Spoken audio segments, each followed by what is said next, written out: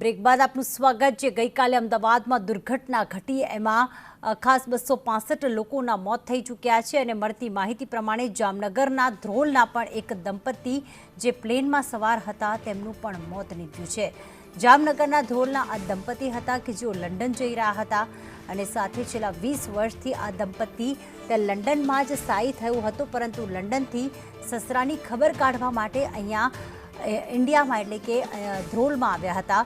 શૈલેષ પરમાર અને તેમની પત્ની નેહલ પરમારનું કરુણ મોત નીપજ્યું છે કે જેઓ લંડનમાં 20 વર્ષથી સ્થાયી થયા હતા, લંડનમાં જ રહેતા હતા અને સસરાની ખબર કાઢવા માટે અહીંયા જામનગરના ધ્રોલ ખાતે એટલે કે ભારતમાં આવ્યા હતા અને પરત લંડન થઈ રહ્યા હતા અને ખાસ તેમનું મૃત્યુ નીપજ્યું છે।